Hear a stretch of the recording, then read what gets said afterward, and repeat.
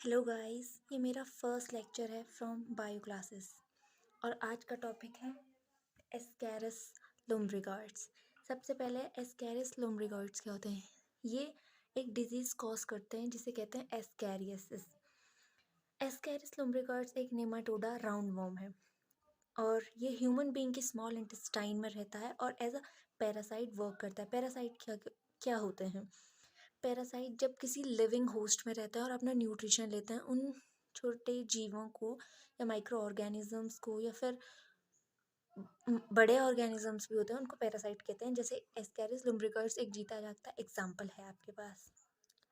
ये मैंने जैसे बताया कि एक डिजीज़ कॉज करते हैं जिसे कहते हैं एस्कैरियासिस और इसमें कोई सिम्टम्स नहीं दिखते हैं इस डिज़ीज़ में, लेकिन जो छोटे छोटे चाइल्ड्स होते हैं या छोटे बच्चे होते हैं उनमें malnutrition, growth stunting, digestive issue ये सब आने लग जाते हैं। तो ये इन सब से हम पता लगा सकते हैं कि हाँ, इसका एस्कैरियासिस हुआ है।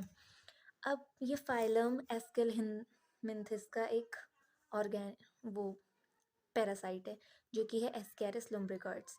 ये इसको कॉमनली राउंड वॉर्म के नाम से भी जाना जाता है। ये बायलेटरल सिमेट्रिकल होता है। बायलेटरल सिमेट्रिकल तो आप लोगों को पता ही होगा कि जिस ऑर्गेनिजम्स के दो पार्ट्स होते हैं, इक्वली डिवाइडेड पार्ट्स, इसे बायलेटरल सिमेट्रिकल कहते हैं। सेक्सेस सेपरेट होते हैं, फीमेल अलग होती है, मेल अलग होता है। फीमेल जो होती है वो मेल से बड़ी होती है साइज़ में। एलिमेंट्री कैनाल्स वेल डेवलप्ड होती है। जो वेस्ट प्रोडक्ट रहते हैं वो एक्सक्रीटरी पोर होता है इनकी बॉडी में, दोनों में, मेल में भी फीमेल में भी, उससे पास आउट हो जाता है जो उनका वेस्ट प्रोडक्ट होता है। अब हम इनके स्ट्रक्चर पर गौर करेंगे। जैसे कि बताया कि मेल छोटा होता है, फीमेल थोड़ी लंबी होती है। जो मेल रहता है वो जो एंड पॉइंट रहता है उससे थोड़ा सा कर्व हुआ रहता है, तो इससे हमें पता चल जाता है कि वो मेल है और वो थोड़ा फैट फैट होता है। और फीमेल जो होती है वो थिन होती है। इनमें माउथ प्रेजेंट होता है, एक्सक्रीटरी पोर प्रेजेंट होता है, फीमेल जेनिटल अपर्चर प्रेजेंट होता है, लेटरल लाइन होती है दोनों में, एनस होता है, टेल होता है। अब आएंगे हम इनकी लाइफ साइकिल पे। ये 3 स्टेजेस में कंप्लीट होती है, the egg, larva stage and the adult stage. सबसे पहले एग स्टेज। हमें पता है कि जो एडल्ट एस्कैरिस रहती है वो स्मॉल इंटेस्टाइन में प्रेजेंट होती है ह्यूमंस के, ठीक है। फीमेल की लेंथ होती है 35 सेंटीमीटर और वो 20,000 तक एग्स प्रोड्यूस करती है। और ये हमारे फीकल मैटर से, जो ह्यूमन का फीकल मैटर रहता है, उससे पास्ड आउट हो जाते हैं और किसी अदर सब्सटेंस जैसे फूड वाटर के थ्रू अदर ह्यूमन में ट्रांसफ़र हो जाते हैं, जिससे उसको भी एस्कैरिसिस हो जाता है।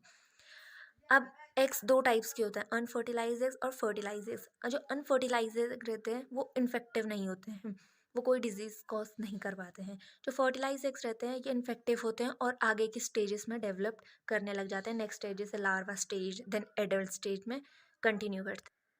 अब आता है हमारा लार्वा स्टेज। जो लार्वा स्टेज रहता है उसमें जो फर्टिलाइज एग्स रहते हैं वो लार्वा में डेवलप करते हैं। जो लार्वा रहता है वो इन्फेक्टिव होता है आफ्टर 18 डेज। जब एग्स टूटता है और उसके बाद जब लार्वा बाहर निकलते हैं उससे, उसके बाद 18 डेज के बाद वो इन्फेक्टिव बन जाते हैं। और ये डिपेंड करता है इन्वायरमेंटल कंडीशंस पे, जैसे वार्म कितनी, आसपास कितनी गर्मी है, मॉइस्टनेस, ऐसी बहुत सारी चीज़ों पर, ठीक है। अब ये है after injection fertilise eggs hatch and larva emerge. जैसे अभी अभी बताया, जो फर्टिलाइज एग्स रहते हैं वो हैच टूटते हैं और लार्वा बाहर निकलते हैं उससे। और from there they transfer to other parts like lungs, और फिर हमारे लंग्स में ये एंटर कर जाते हैं ह्यूमंस के और वहाँ भी इन्फेक्शन कॉज करते हैं। थर्ड स्टेज है द एडल्ट। इसमें जो larva develop into adult when they reach into small intestine. जैसा हमने बताया था कि जो एग्स रहते हैं वो वाटर फूड, मतलब ऐसे कंटेमिनेटेड वाटर फूड के उससे दूसरे उनमें ह्यूमंस में ट्रांसपोर्ट हो जाते हैं, फिर वो लार्वा बनाते हैं और उसके बाद जो लार्वा बनाते हैं तो उसके बाद स्मॉल इंटेस्टाइन में एंटर करते हैं जब वो एडल्ट बन जाते हैं, लार्वा से एडल्ट बन जाते हैं। In this stage adult worm produce a large number of eggs. Adult ascaris worms are able to live for about 1 to 2 years, और उसके बाद वो large number of eggs produce करते हैं। सेम साइकिल दोबारा से कंटिन्यू करती रहती है और वो 1-2 साल तक तो जिंदा रहते ही हैं ह्यूमंस में। और कंक्लूजन ये है कि human are infected by these worms. Humans infect होते हैं इन वर्म्स से। दे कंज्यूम फूड और water, they is contaminated by ascaris worm eggs. और ये फूड कंटेमिनेटेड फूड और वाटर के थ्रू इन्फेक्ट होते हैं जो ह्यूमंस रहते हैं। और ह्यूमंस आर प्राइमरी होस्ट, इसमें सिर्फ प्राइमरी होस्ट होता है, सेकेंडरी होस्ट नहीं होता है। अब इसमें बहुत सारे क्वेश्चंस भी पूछे जाते हैं, जैसे कि एस्कैरिसिस जो रहती एस्कैरिस लुम्ब्रिकॉर्ड्स रहते हैं वो कैसे फैलते हैं एक दूसरे में। तो वो through contaminated food and water के थ्रू फैलते हैं, क्योंकि ह्यूमन फीकल मैटर में एस्कैरिस के वो पाए जाते हैं, एग्स रहते हैं। वो फूड वाटर जो कभी कभी मिल जाते हैं उनके साथ एग्स, और वो दूसरा ह्यूमन जब उसको लेता है फूड वाटर वगैरह को, तो वो एग्स भी उनमें ट्रांसपोर्ट हो जाते हैं। इसके ये भी क्वेश्चन आता है कि इसका कोई इलाज है। हाँ, थ्रू मेडिसिन हम ठीक हो सकते हैं, और जो मेडिसिन के नेम है वो अभी आपके सिलेबस में नहीं है। इसमें ये भी पूछा जाता है कि फ़ीमेल और मेल में आप कैसे डिफ्रेंशिएट करेंगे। तो सबसे पहले तो यही है कि जो फ़ीमेल होती है लार्ज होती है, मेल की जो टेल होती है वो कर्व होती है, इनमें जेनिटल पोर होते हैं दोनों में, मेल फीमेल में।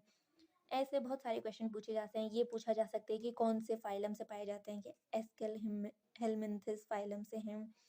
तो अभी तो टॉपिक कंप्लीट हो गया है। अगर आपको किसी और टॉपिक पे वीडियो चाहिए, शॉर्ट वीडियो, तो आप कमेंट सेक्शन पर बता सकते हैं, और जितना हो सके इस वीडियो को शेयर लाइक कीजिए। थैंक्स।